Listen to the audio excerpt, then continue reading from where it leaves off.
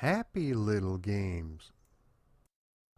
Hey everybody, just a quick reminder that if you enjoyed this content or any of my videos, be sure and leave a like. It helps support the channel and allows my videos to move it on up with YouTube's algorithm. Thanks again. While I was trying to decide which arcade game to cover, I was extremely stumped. After covering over 250 games on the various consoles and arcades throughout the land of time, I came across one that I had almost completely forgotten about. When I realized what the subject matter was going to be, I started having strange rumblings beneath my utility belt and my nipples looked like something straight out of a Joel Schumacher fetish flick. Holy hardest metal in the world! Any chance this Dork Knight Detective gets to talk about the Dark Knight Detective, it's a good day. Speaking of rubber nipples though, that brings us to the subject matter today, Batman Forever, the arcade game. Batman Forever proved to be a successful follow-up to Batman Returns, at least in the scope of the box office. The arcade game also turned out rather well, so I'm looking forward to giving it a deep dive. What was the rather absurd reasoning behind the details of Batman's costume? Let's find out as we learn about the history of Batman Forever, the arcade game. Batman was unleashed onto the world in Detective Comics 27 back in 1939. He was created by Bill Finger and Bob Kane and has been one of the icons when it comes to the mythology of comic books. While the name and concept were created by Kane, the actual mythology was created by writer Bill Finger. Mr. Finger modified the design that Kane had come up with, changing the mask, gloves, cape, and color of the character. The fantastic artist Jerry Robinson also helped with the history of the character, creating the iconic Robin the Boy Wonder and also the Joker. Not only did Mr. Finger help create the overall design of the world's greatest detective, he also created most of the character's history. Alfred the Butler, the Batcave, Batman's origin, which sees a young Bruce Wayne witness the murder of his parents and by candlelight, swears an oath to avenge his parents' death by spending the rest of his life warring on criminals. Mr. Finger also created Batman's Rogues Gallery, which included Two-Face, Catwoman, Penguin, the Riddler, Ace the Bat Hound, Batmite, and my favorite Batman villain, Dr. Hugo Strange. In the last 84 years, Batman has appeared in a number of cartoons, TV shows, black and white movie serials, and finally, duking it out mano-a-mano with the Joker in 1989's blockbuster hit that starred Michael Keaton. Batman Returns came out 3 years later, but after the critical response from parents everywhere citing that the movie was too dark, Warner Brothers decided to go in a different direction and released Tim Burton from his obligations for Batman 3. The company ended up hiring Joel Schumacher, who decided to lighten things up. To quote Mr. Schumacher, "He's rich, he's handsome, and he has a cool car. What does he have to be so sad about?"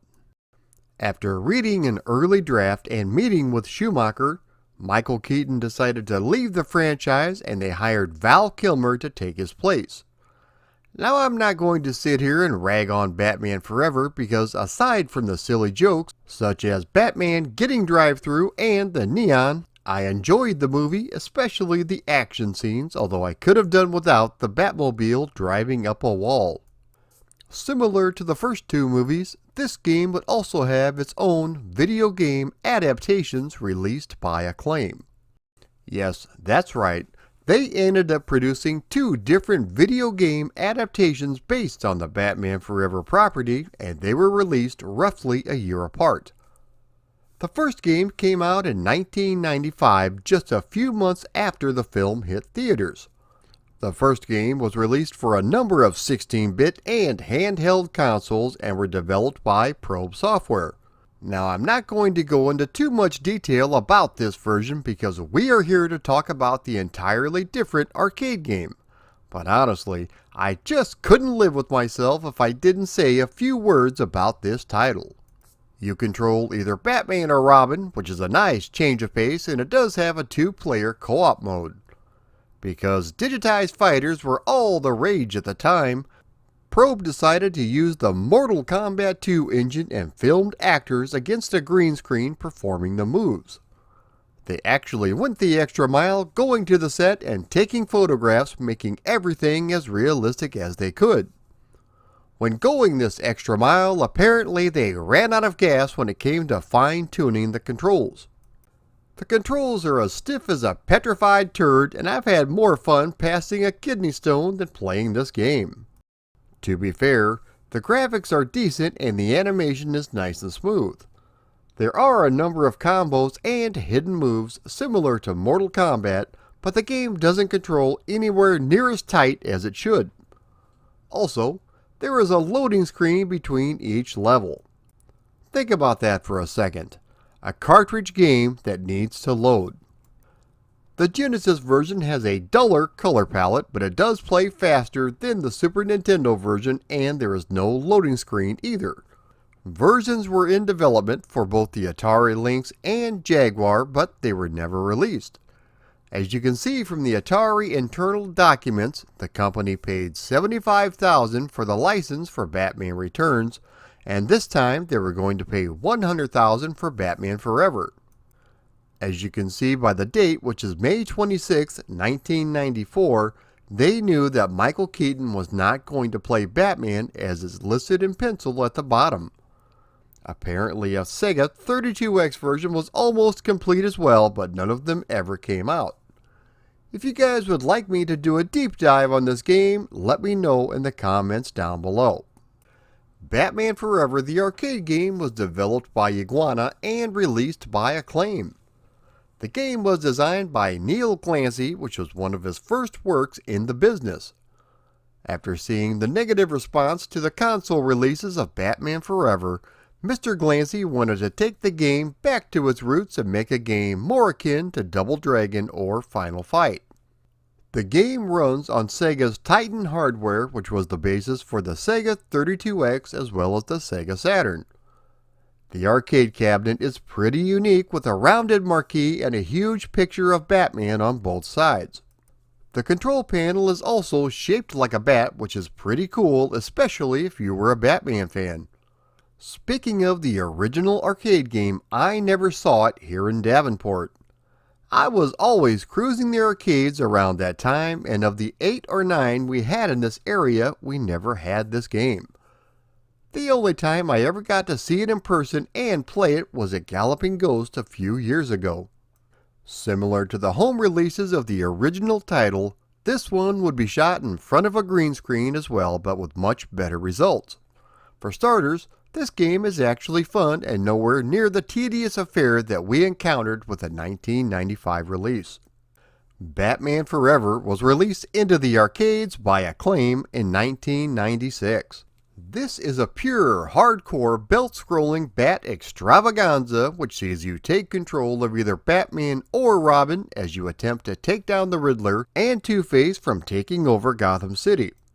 The controls are fairly simple with dedicated buttons for jumping, kicking, and a button for punching or firing whichever gadget you happen to be holding. It wouldn't be a Batman game without gadgets galore, and this game has quite a few. The action itself is fast and furious with smooth animation and excellent sound effects and music. The graphics are gorgeous with large characters and lots of detail. The Batmobile from the movie makes an appearance, and similar to the home console releases but done a whole lot better, the backgrounds are actually digitized photos from the movie set. One thing though, when designing the game, the higher-ups felt that they needed to be able to tell that it's Batman that you were actually controlling. I guess the color black, the pointy ears, the cape, swinging on a rope, and the gadgets weren't quite enough to figure out it was actually the Dark Knight detective you were controlling. This resulted in a giant bat logo on his chest, much larger than how it appeared in the actual movie.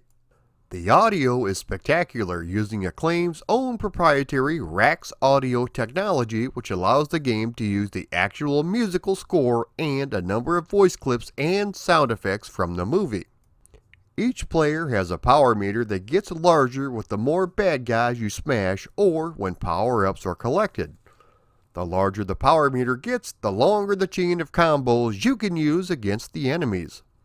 Once it fills up all the way, your gadget level increases and your superhero does a fast burst attack that lays the smackdown on every enemy on the screen, and you also recover some of your health. The gadget level will determine the strength of its abilities. Speaking of the gadgets, these can be found lying on the ground throughout the various levels. They can only be used a limited number of times and they come in 3 different power levels. Some of these include the standard Batarang, Taser, Grappling Hook, Smart Bomb, Bat Call, which summons bats and forms a protective barrier around your hero, and a stun grenade, among others. There are also a number of power-ups scattered throughout the levels, some of which will help you out and others that can harm you. The bat signal icon will deploy gadgets into the game area. The two-faced yin-yang will have good or evil effects depending on which side you touch.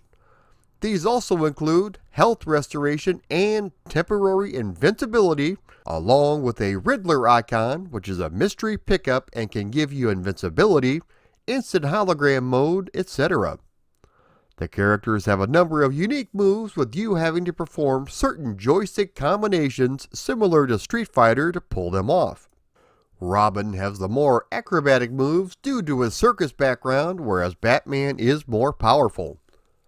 The characters also have a move where they use their grappling hooks to catch a criminal and fly right towards the screen, similar to the effect found in Teenage Mutant Ninja Turtles: Turtles in Time. At the end of each level, you are rated on your performance and you could be awarded power-ups which will power up your inventory to use on the next level. If you are playing in 2-player mode, whoever has the better performance gets the bonus power-ups. Some of these include highest combo, overall round score, hero bonus, and more. The levels you encounter are Gotham City streets,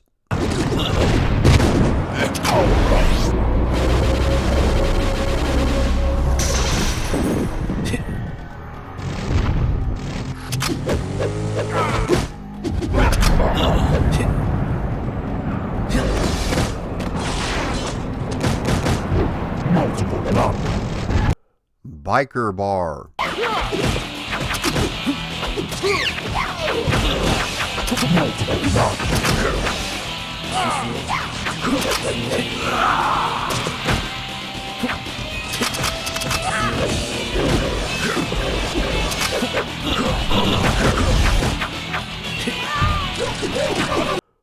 Rooftop,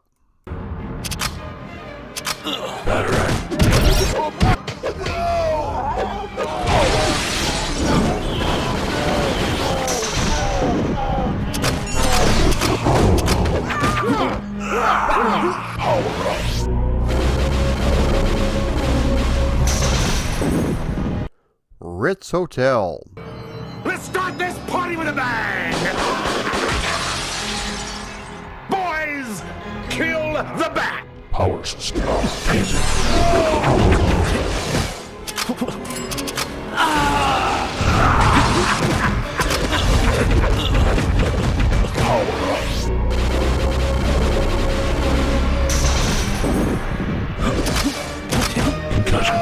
Subway Station,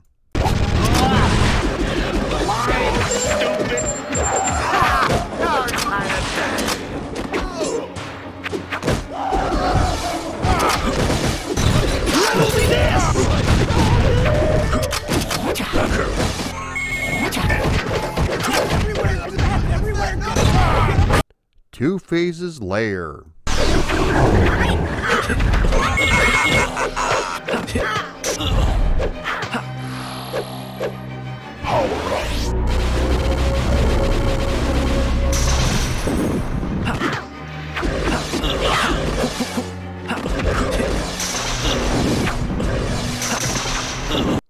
Alley. Anyway,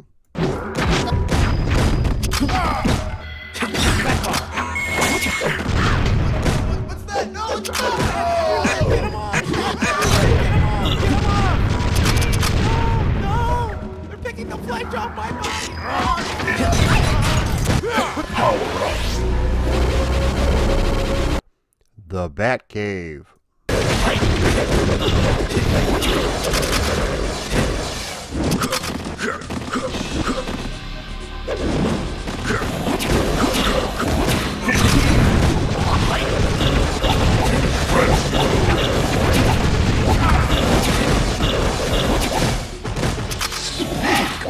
And finally, the Riddler's throne room.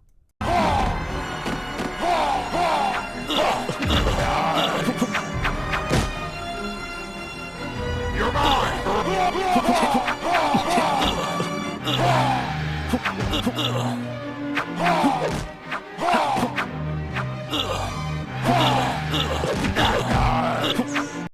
The colorful bosses you encounter include Tassel,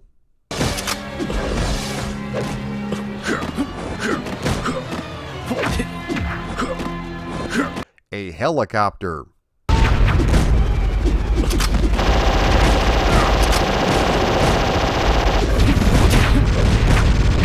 Guesser and Zapper,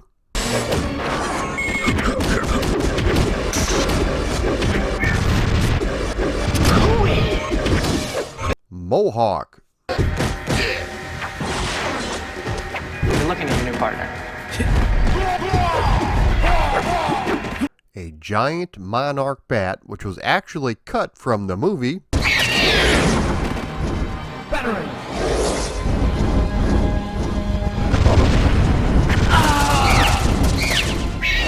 The last level features a boss rush, but also the characters of Sugar and Spice, and finally, you get to take on Two-Face.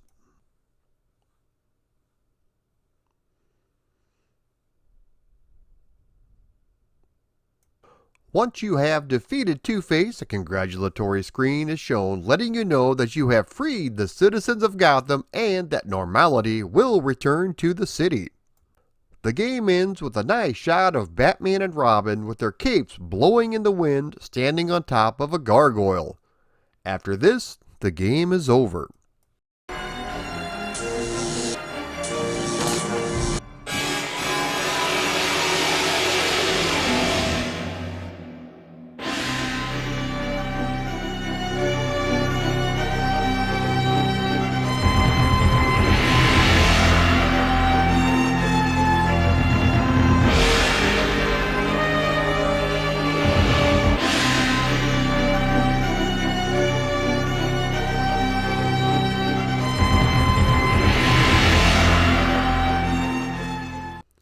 This is a great game to play, especially in two-player mode.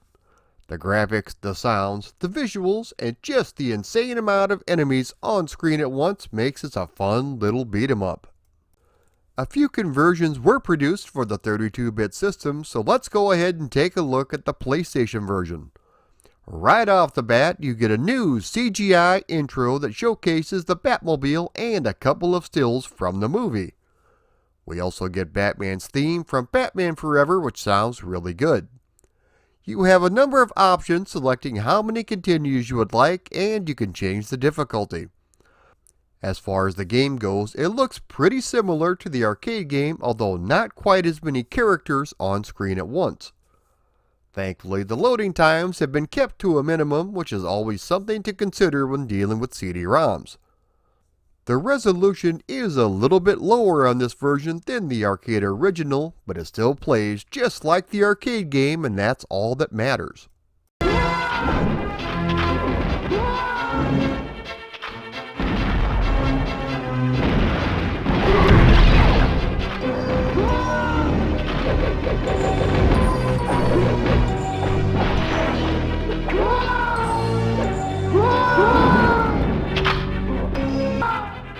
The Sega Saturn version is very similar to the PlayStation, although the entire Batmobile intro is missing. Everything from the arcade game is here, but the graphics look to be running at a slightly higher resolution. The controls are still fabulous, especially when playing it with an arcade stick.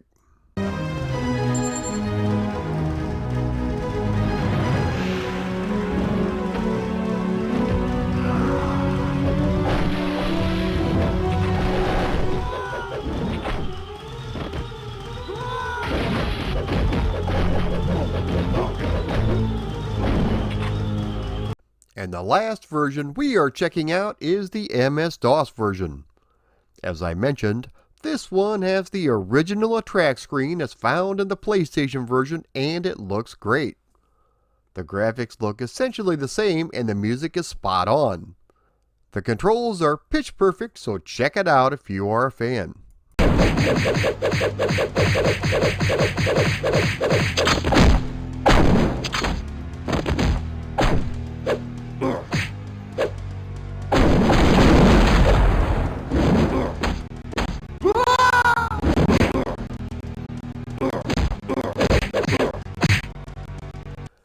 Batman Forever, the arcade game, was a game I wish I could have played back in the day.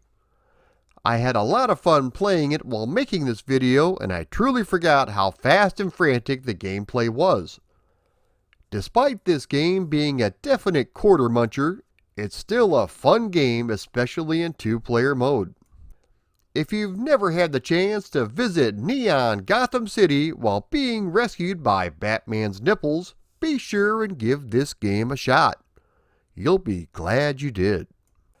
Just a reminder, everybody, that if you would like me to cover the horrendously stinky Batman Forever games for the 16-bit systems, let me know in the comments down below. If you like this video, be sure to like, comment, share, and subscribe. Also, if you would like to support me on Patreon, please click the link below. If you would like to contribute but not sign up for my Patreon, you can always click the donate button up above. Thanks everyone for watching.